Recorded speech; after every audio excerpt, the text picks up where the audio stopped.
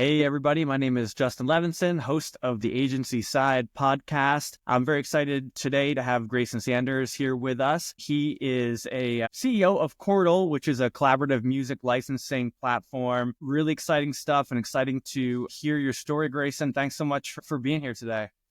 Yeah, thanks for having me, Justin. Appreciate it. Yeah. So I guess getting right into it, how did you end up here in this particular space?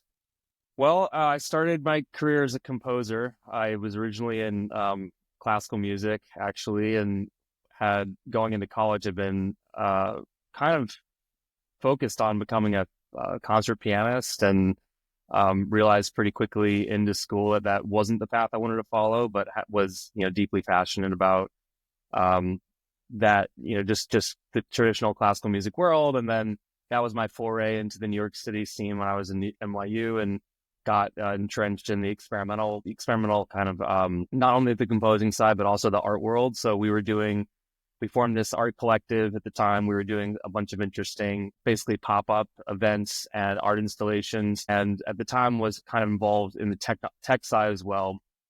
And so just through that experience of being in the city and having navigated that side of things, I was just trying to figure out ways to make money, to be honest, because none of that stuff does. And I was very fortunate enough to be in touch with someone that I had gone to school with, who had moved out to Los Angeles and got involved in the music publishing industry, and had basically asked me if I'd ever heard of sync licensing. I must have been like 22 or something at the time, and I hadn't, of course. And then fast forward, I was composing and doing some work in that space, happened to be pretty fortunate to find some success there, and that led to me coming out to LA and starting a sync licensing agency back in 2015 called Safari Riot. And so throughout that experience, we were representing talent across all medias, but focused especially on entertainment marketing. And just from doing the process the traditional long way, day to day, we saw a lot of the inefficiencies and challenges that I think many people experience in this space, and led us and a few other partners to thinking about ways we could possibly chip away at some of those frictions, and that led to Chordal. So of course we can talk about what Chordal's doing to try to attack those things. Maybe just for the novice, obviously I am a music guy. I got all this music stuff behind me, but maybe you can just briefly explain, if folks don't know, what sync licensing is all about. Yeah, of course. So in a nutshell, anytime that a piece of music needs to be paired with visual content of media of any kind, that could be a television show, a film, TV advertisement, or video game, there has to be a license in place for that.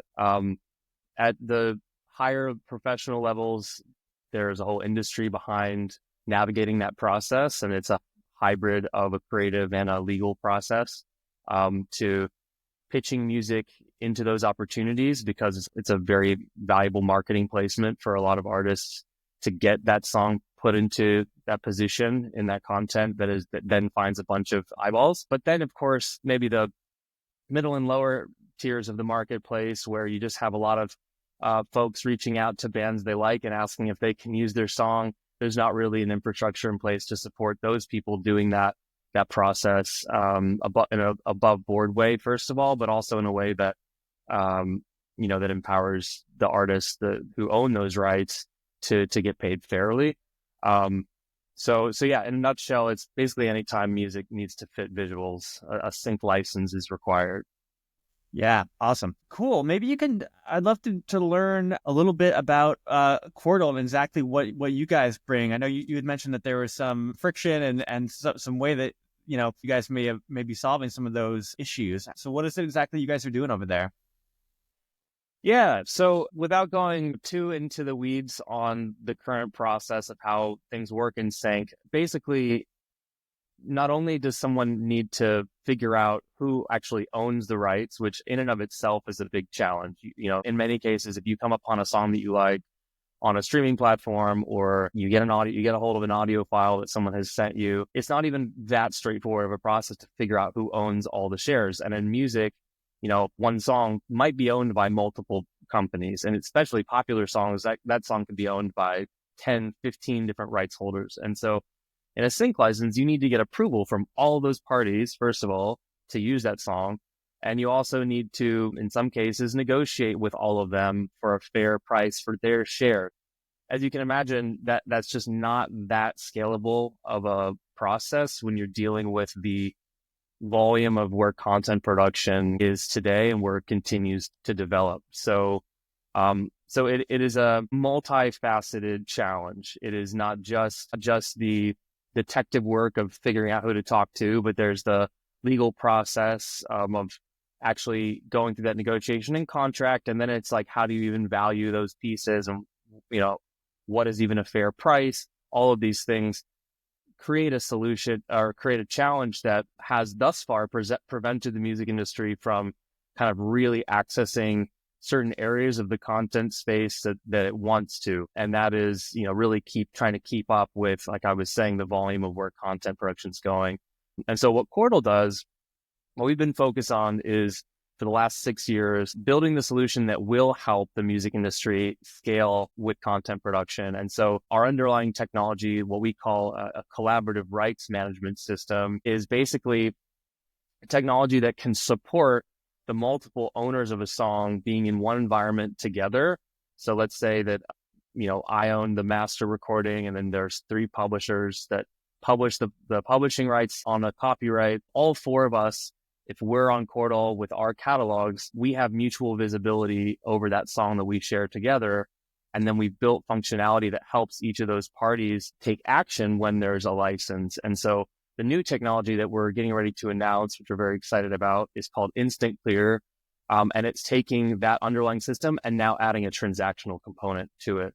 So now that means that end-to-end licensing from contracts and payments are going to be functional in this environment. And so that's a big milestone for us, and something that we're very excited about for our rights holder community. Yeah, do you still have to be involved as like a broker in this as well? You're getting all these parties together. Are you still like involved in the negotiations a lot? We are not. No, and that's what's very important for a technology that's going to actually try to fundamentally change or evolve the process. It can't be functioning as a middleman. It can't be putting itself in the middle as an agent. It needs to be able to be a transparent layer that keeps the music rights holders in control of their own rights and gives them that latitude to be able to negotiate if they need to for their individual shares, but then provide the buyer on the other side a much more streamlined contract and payments flow, so that they don't need to worry about all of these parallel streams of separate contract negotiations and paying out, 5 different people. Imagine you license 10 songs that are owned by a collective, 50 rights holders. That's 50 different invoices that you might need to be managing. And so if I'm not a sophisticated licensee, like a big network or a film studio, that's just not really something that I can take on, right? And so that's what's preventing that, among some other things, are what's preventing a lot of licensees or buyers from licensing the music they really want to license, which are these bands and artists that they care about. Yeah, maybe you can walk me through like how it all starts from like when the client connects with you. I mean, I guess, how are they finding first, how are they finding they want the song? Are they going to you from the song in your library, or how is that whole thing, working from top to bottom when they approach you? Yeah. So we have 2 kind of paths by which a licensee might engage with us. The first is actually signing up for a free account on the platform, which looks and feels a lot to them like a traditional DSP. So it's laid out a lot like a familiar discovery experience, like they would be on Spotify or Apple Music, except the platform is heavily geared towards the experience of looking for music for content. So it's geared towards the agency, the brand, the music supervisor, rather than just a casual music listener. So if you're finding music on the platform and using it as a productivity tool, and we have hundreds of companies doing that every day, that's an easy entry point. You have all the rights holders at your fingertips, and you can dive in that way. But we also acknowledge that there are other platforms that can benefit from providing music access to their user bases. And so we wrap this all up in an API as well. So there could be other platforms and services, even social media platforms that have had experienced challenges licensing music at scale for their brand clients. They can utilize our technology in their platforms and for their end users. And what that basically means is they're getting the rights legally cleared for them through our system, so they don't have to worry about any of that. And then when the payments come back, they come through a single pipeline back to us, and then we handle the royalties for all the music companies, so they don't have to worry about that either. Wow, that's pretty interesting. Your library, like you do have a library of your own music, you were saying, correct? Of all artists that you work with. So we don't represent any artists. We don't represent any. We are a technology company operating a platform that's basically a marketplace, right? So the music rights holders, very reputable labels and publishers, brand name companies that you would probably know, they're the ones who are using the platform directly on their side. And then on the buyer side, you've got agencies and brands and streaming networks and other licensees who are interested in procuring rights for the various spots where they want to be using the music. So we're just providing that layer that helps them transact in a more streamlined way. Yeah. That makes a lot of sense. You definitely have solved the problem there. Do you feel like the way, what's your take on royalty free music? Do you feel like this in a way is a better way of connectivity for the artist to be, to make more money and to be treated better? How do you see the sort of, I'd be curious on your opinion on that.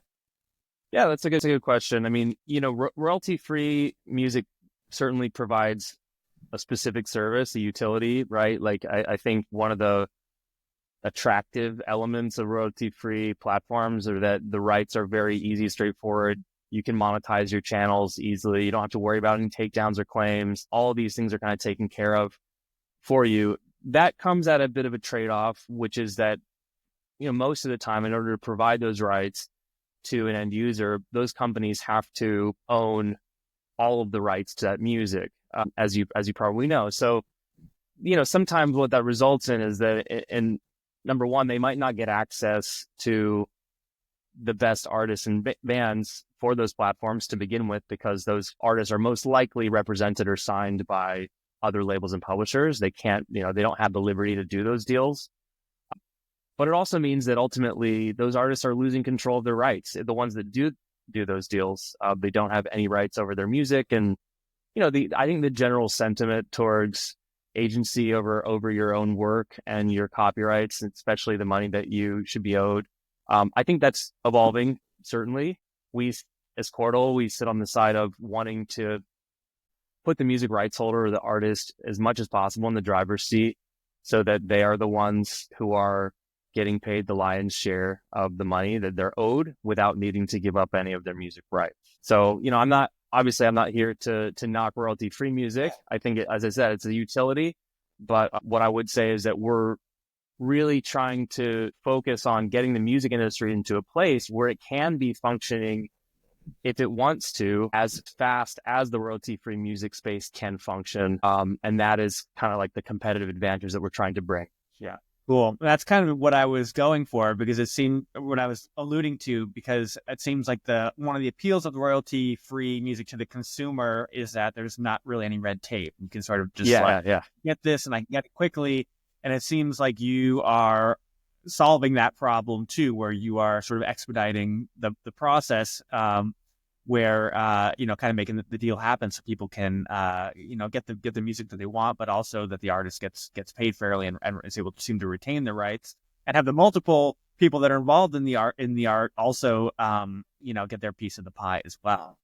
So 100%. Yeah. I mean, ultimately it's a very delicate dance. We have to really trying to focus on both user experiences, the experience of the person who's maybe hosting a podcast and wants it's a song for their podcast, or the agency that's producing a lot of branded content, unpaid media, for example, for their client, and they just want something fast and high quality, and ideally it carries some cultural capital. So it's like maybe they don't care as much about the plight of every individual stakeholder in that song they like. They just want the song. And so we're thinking about their experience just as much as we are thinking about the plight of those rights holders who are like, well, we really don't want to lose our rights. We don't want to leave money on the table, or we don't want to lose control, or whatever their specific concerns might be. Yeah, fascinating. What does your team structure look like at Chordal? So we're engineering heavy. I would say the team is 3/4 technical. Right now there are 15 of us. And yeah, small, nimble team, but, experts, honestly. We've got an amazing tech team, and then a really, really great advisory board that has, reputable music supervisors as well as reputable music rights holders in the industry. And so throughout our development, we've really, really leaned on the community for feedback throughout this process. As I said, it's been 6 years, and we all came out of the traditional space having had agencies before, or having done this process really, rinse and repeat the long way. But honestly, we wouldn't have been able to get to this point without such great people around us providing advice.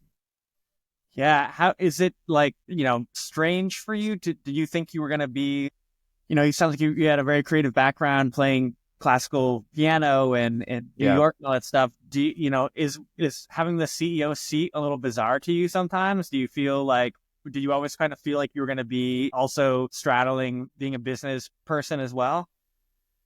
Definitely. I would say when I was 22 eating bodega sandwiches, doing my experimental underground stuff, I didn't necessarily think I'd be the CEO of a music tech company. It wasn't really the path that I saw. But I do think it just kind of organically played out this way. Along the way, realized that I was super passionate about this space. I was the beneficiary of, some of the opportunities that allowed me to establish myself financially as an artist, which is just not so common. But I just felt like I was really lucky to have met the right people and to have fell into the right community, but not necessarily all artists and songwriters have that. So just through that passion, I think inevitably one thing leads to another, and you're just then you're leading, and you want to take that leadership role and just run with it. And then here we are, I guess.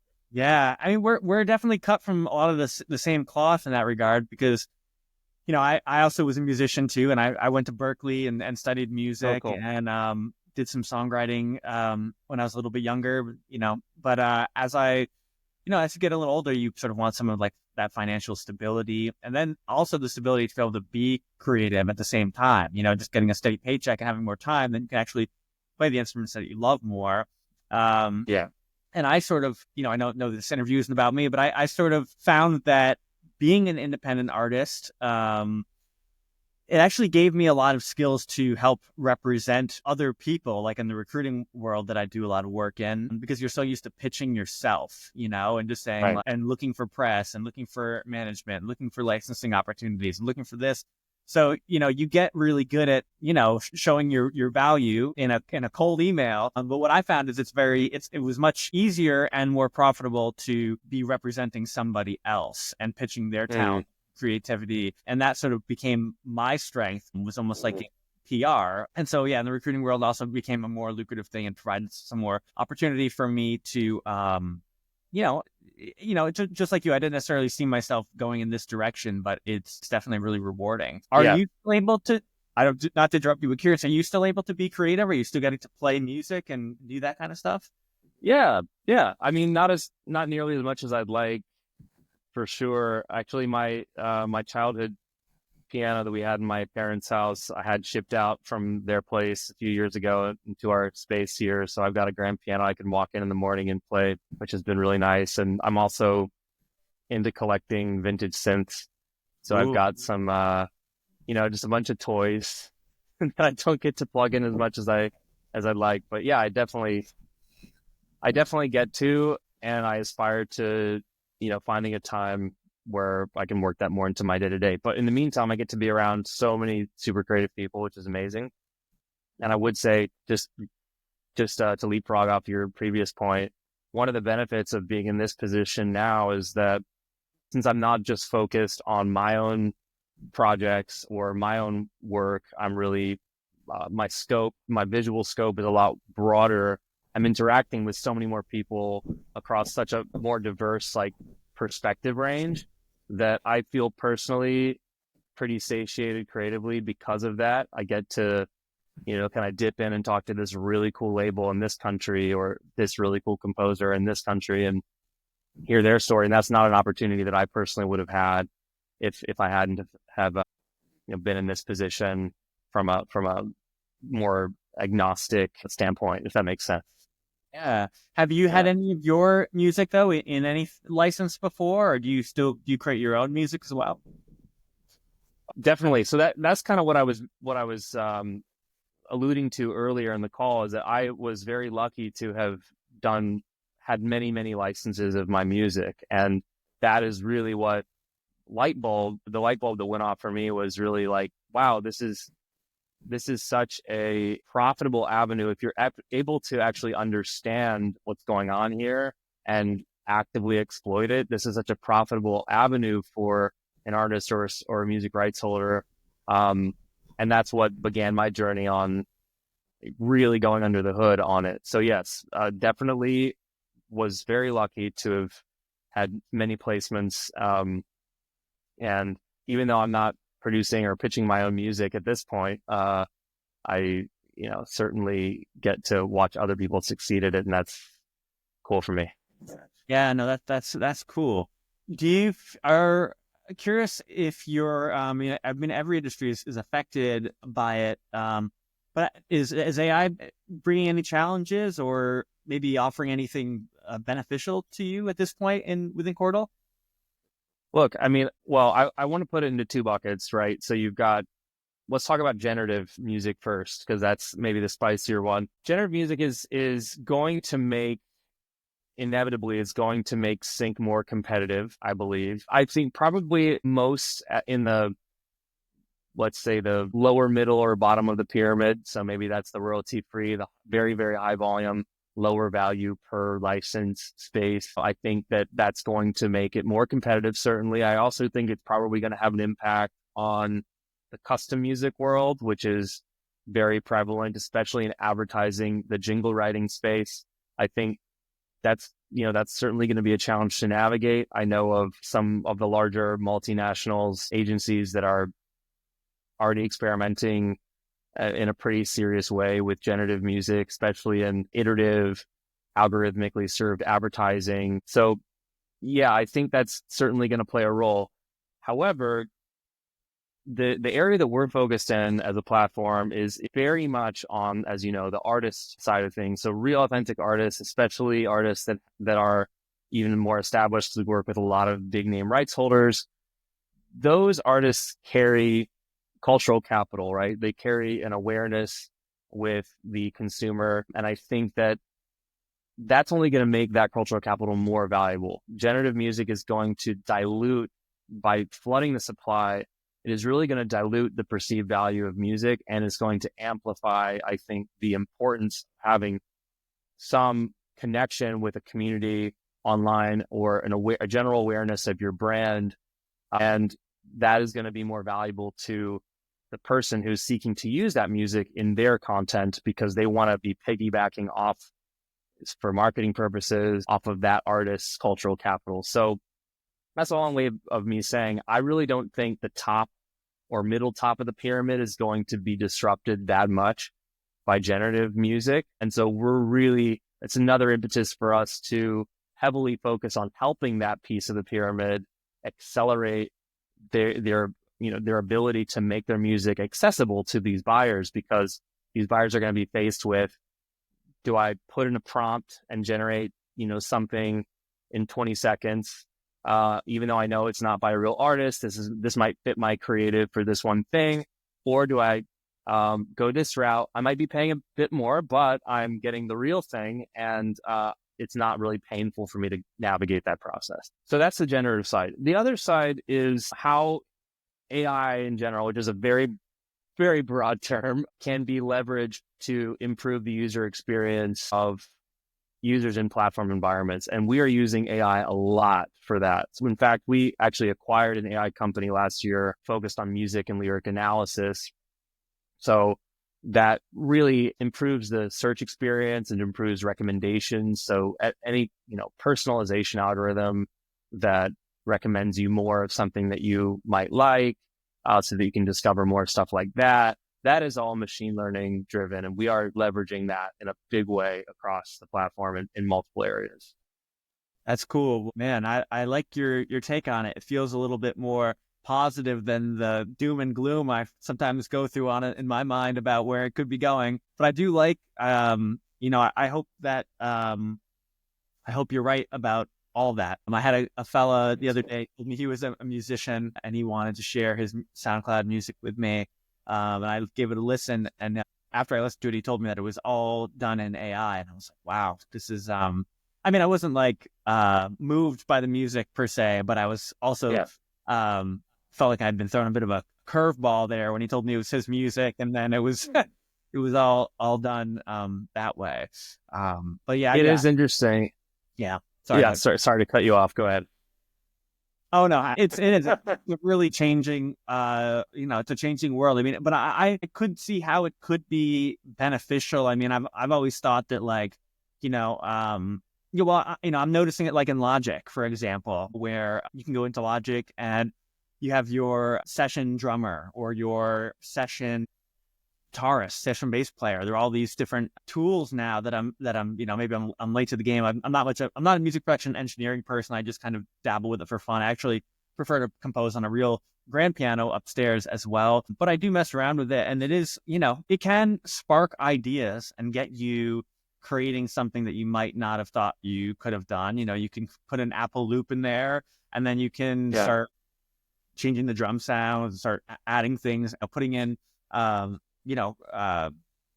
pitch, shifting the pitches around with MIDI, and you can really make something of your own that came out of essentially somebody's ideas and using AI tools that are within that program. So I'm not an open-minded person, but I do think that there is something that's really special about a person that's really playing an instrument. When I played trumpet and I played in the wind ensembles, and we were all playing together, and we weren't all perfectly in pitch because that fourth trumpet player, he really stunk and he played flat, but we were still doing it together, and there was something really human about that. And I am a little, and I have noticed that change even since growing up in the 90s, that you don't hear people singing out of tune in recordings anymore, because it's just our ears are so used to everything being 10 cents sharper, 10 cents, you know what I mean, moving a file to being absolutely perfect. To think about I think that's the first thing when I'm listening to recordings in the 60s, and I'm like, ooh, sharp, flat, ooh, can't believe they let him keep that one. My ear is extra sensitive to it because everything is so perfect now. Every drum beat is quantized. Sometimes it can feel a little bit sterile. So my fear is that if it got any more sterile, I don't know what would move me. Yeah, totally. I mean, I even heard some staggering statistic about 90. Don't fact check me on this, because this is very soft. Oh, facts, facts right? don't matter. It's 2025. Fair enough. So in that case, 100%. I'm going to up it to 100% of live pop artists are lip syncing in televised performances. Now, it's something in the 90s or high 80s% now, just because they are so meticulous about making sure that their brand is protected and that they sell that record, and that marketing moment is fully capitalized on. But as a result, like you said, it goes down this path of sterilization. But I do think that everything is cyclical. I also think that if you look even at the decades of how things go between candy pop or like pristine bubblegum pop being sort of like the a la mode style and musical focus, going back to alternative, that is always going in cycles. And so I do think inevitably generative music is going to have its moment. People are going, then it's going to be moving into its own space and its own category. And like you said, even though it's impressive to listen to, it's not hitting that human chord. It's not pulling on that string because it's just it's just purely derivative, right? It wasn't actually created within any intention. It's an amalgamation of training history that's generated that thing. So, is that sufficient for an ad buy? It might be. It might be sufficient for a little advertisement because no one really knows or cares. But do I think it's going to like significantly disrupt and or destroy human-made music? No, I don't. I personally don't. But maybe I'm an optimist. Yeah, no, I appreciate that. I mean, there is definitely some background music in an explainer video is much different from like something that's like cinematic and moving in picture. Totally. And totally. So I don't think you can really emulate that cinematic sort of emotion. I mean, in anything, even in like a lot of commercials, it's really the music is what really ties the whole thing together. Absolutely. It's important for the music supervisors too, because their taste, I'm sure, really matters too. They're the ones that are sort of making a lot of these choices, and editorial. I know they make a lot of choices of the music that ends up into these different pieces as well. Yeah, I mean, you see a lot of interesting startups creating point solutions with AI. You've got 11 Labs doing really interesting things with voices. You've got companies that are doing programmatic sound design. So you load in the video and it sound designs it, does the underlay, the Foley and the background pads for you. Then you've got generative music, and then you've got generative video. But I feel like talking to all my creative friends in those different disciplines, everyone's worried, everyone's anxious about it displacing them, and for good reason. But if you really think about like a near future where the entire thing from the video, the audio, the music, the sound effects, the VO, every single thing was synthetic, no human actually made it. It's like, who really wants that actually? Like, is that really going to even connect with the audience? Yeah. Right? I don't know. Yeah. It's interesting times we're living in, though. Yeah. I was at a recruitment summit last week, and the speaker, he compared AI to being to humanity what basically us discovering fire was as a species. I was like, it's pretty heavy.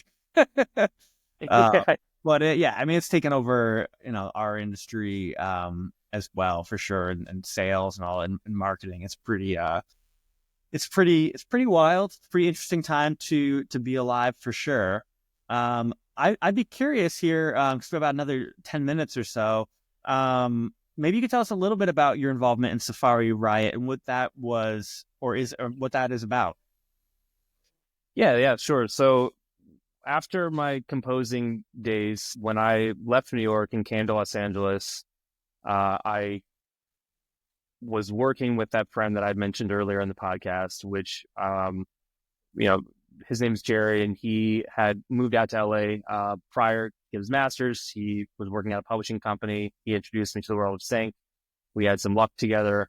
So then when I moved out here, we started freelancing together under that name, Safari Riot, doing pitch work and, writing music to brief and really trying to expand our client network. And then pretty soon into doing that, decided to start representing talent ourselves. And so we had found a niche, we'd found a sound that seemed to be resonating. We'd had a bunch of success with it.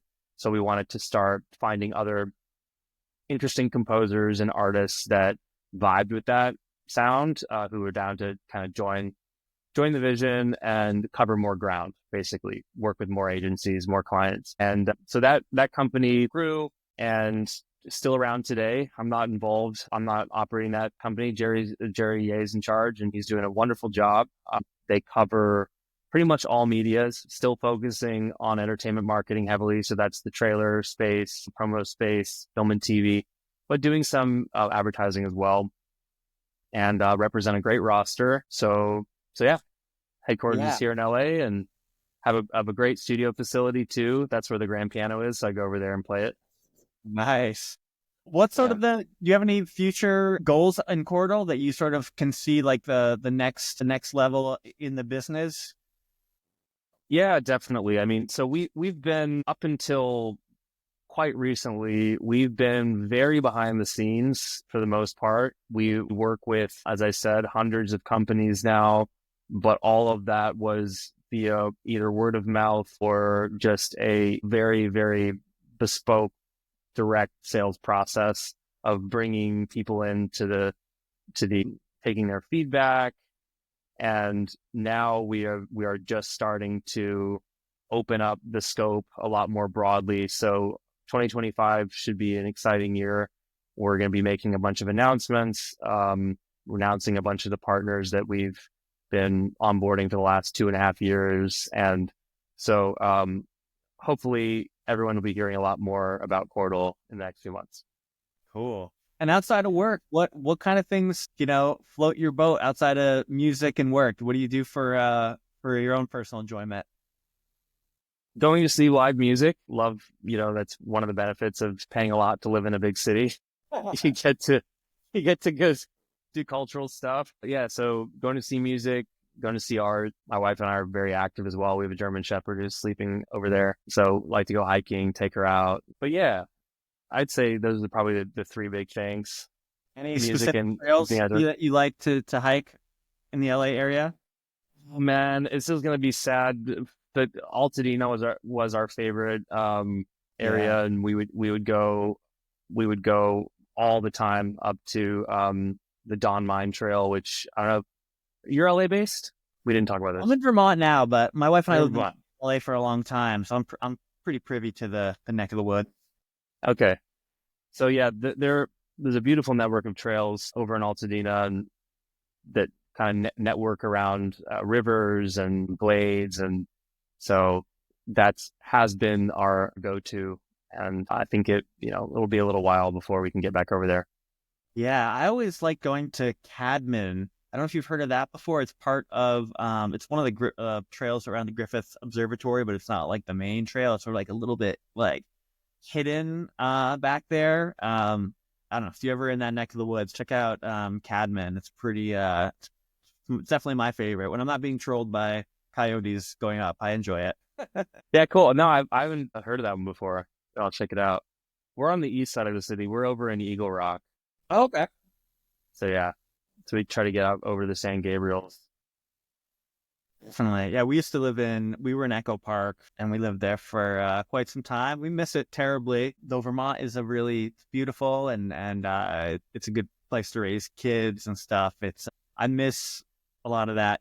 Burlington, Vermont is one of those places where almost, I mean, not every, but many of the artists that you'd want to see in form, comedy or music or anything, we are like the perfect place to skip over because of like New York, Boston, and then Montreal, And I think a Right. lot of, it's partially because of the market. There's just not that many people and you need ticket sales to make it worthwhile to stop in a particular city.